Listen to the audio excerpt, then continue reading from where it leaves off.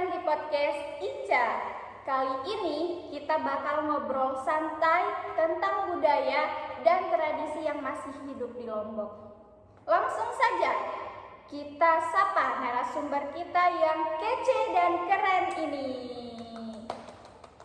Terima kasih Kak Ica sudah mengundang saya hari ini. Sebelumnya perkenalkan, nama saya Dian dan kebetulan saya asli orang Lombok.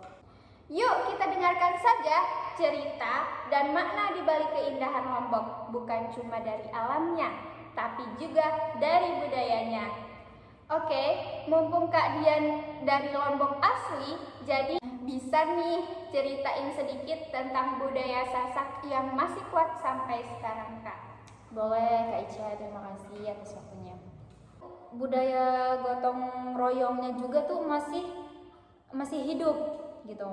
Misalnya kayak acara adat atau hajatan gitu, warga sekitar kayak jadinya mereka tuh saling membantu gitu loh tanpa melihat mereka, iya, tanpa mereka diundang, tanpa mereka ini, kalau mereka tahu ada acara atau ada apa, jadi mereka langsung gitu loh dengan inisiatif mereka sendiri. Jadi memang gotong royong terus kebersamaan itu kayak benar-benar masih kental gitu loh. Itu yang saya suka di masyarakat Lombok. Masya Allah ya. Terus ya, mereka juga saling membantu tuh tanpa mengharapkan sesuatu gitu loh. Jadi kayak emang dari dirinya sendiri gitu loh. Kayak enggak mengharapkan nanti mau ngebantuin dikasih ini, enggak. Kalau orang Lombok tuh kayak benar-benar emang inisiatif sendiri pengen ngebantu gitu loh. Gitu.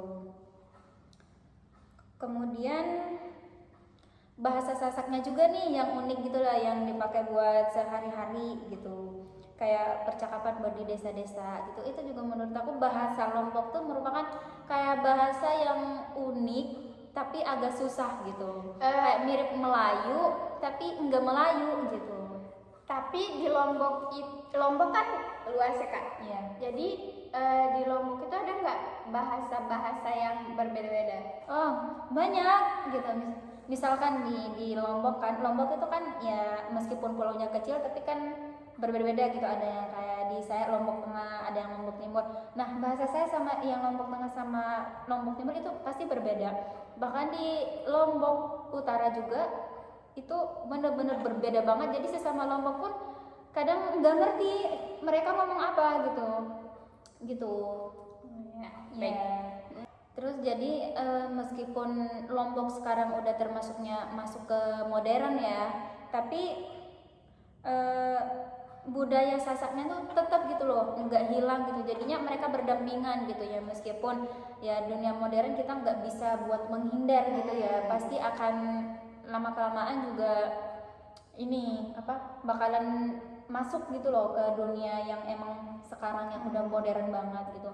Tapi di sisi itu kayak budaya Sasak ini tuh masih tetap gitu, meskipun budaya modernnya masuk tapi tetap gitu loh. Jadi mereka berdampingan gitu loh, antara dunia modern sama adatnya Lombok itu masih kental gitu loh. Jadinya nggak terpengaruh gitu. Tapi ada juga sebagian yang memang kayak mungkin karena pemikiran sekarang juga udah termasuknya maju ya, jadinya mereka juga kadang udah ada yang sebagian menganggap udah enggak nenek moyang gitu udah nggak zaman. Iya. Oke guys, tadi kalian sudah menyampaikan sedikit tentang budaya Sasak yang masih kuat sampai sekarang. Selanjutnya, pertanyaan kedua nih buat Kak Dian. Tradisi apa sih di Lombok yang menurut kakak paling unik dan masih relevan? Oke, yang paling unik ya Lombok. Kalau menurut saya sendiri itu yang paling unik di Lombok namanya tradisi bau nyale. Itu menurut saya unik banget. Soalnya kayak ini kalau itu tuh tapi ada masanya. Kalau misalkan bau nyale ini biasanya satu tahun sekali gitu loh. Nah, acara bau nyale ini tuh sebenarnya itu cacing laut gitu loh. Jadi setiap pada ada harinya misalkan 2 hari. Nah, itu masyarakat semuanya pergi ke laut gitu loh.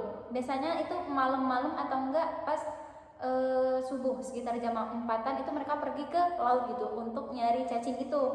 Kataku itu beneran unik banget dan bener-bener lautan itu dipenuhi sama masyarakat Lombok gitu loh. Jadinya kayak wow gitu, kayak bisa ya gitu loh cacing itu diambil gitu. Itu menurut aku tradisi bau nyali itu yang paling unik. Terus tradisi yang unik sekaligus aneh menurut aku itu menikah. Bisa dibilang kawin lari, tapi bukan kawin, tapi bisa juga dibilang kawin lari gitu. Soalnya prosesnya tuh menurut saya kayak aneh gitu. Kenapa nggak ngelamar langsung aja gitu loh? Nggak kayak misal dibilang diculik tapi nggak diculik gitu loh. Kayak nanti misalkan mau menikah nih, kayak mereka janjian gitu loh antara cowok cewek, misal nanti malam nikah ya gitu. Oh, kalau misalkan kesepakatan bersama ya kayak gitu, misalkan nanti malam kita nikah ya gitu. Oke gitu, ketemuan di mana gitu, misalnya ya udah ketemuan di sini. Tapi biasanya tempat ketemuan itu biasanya kebanyakan awalnya jalan bareng, izin ke orang tua biasanya jalan bareng ke pantai gitu. Nah itu tuh menurut saya aneh, kenapa nggak langsung lamar aja ke orang tuanya, izin gitu loh, biar nggak ribet gitu.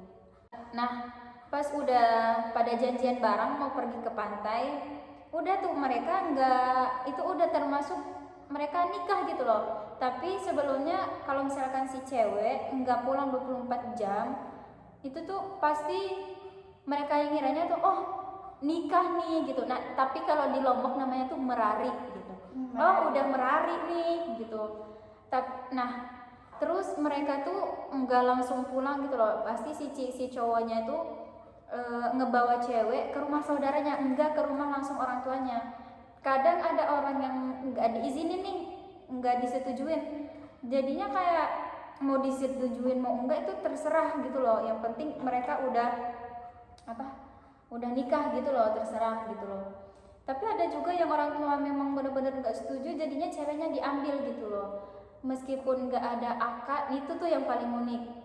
Meskipun belum akad itu udah dibilang nikah gitu ya, tapi tetap nggak boleh kayak ini, kayak emang suami istri belum boleh gitu sebelum emang benar-benar akad gitu.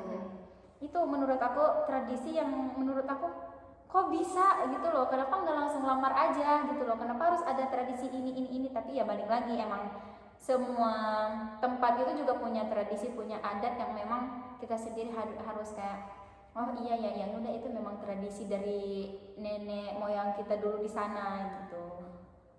Terus misal nih kalau udah akad, kalau di sini mungkin ya namanya, kalau di Jakarta atau di mana itu pasti mungkin resepsi ya namanya. Tapi kalau di Lombok itu enggak kayak resepsi, tapi namanya nyongkolan gitu. Oke, nyongkolan. Ya nyongkolan. Nah nyongkolan itu ya kayak nyongkolan itu misal dari rumah si cewek, dari rumah cowok, terus kita pergi ke rumah si ceweknya gitu, kayak digiringin gitu loh, kayak jadi manten gitu, manten sehari. Kalau di Lombok namanya jadi raja 1 hari gitu, jadi raja dan ratu 1 hari.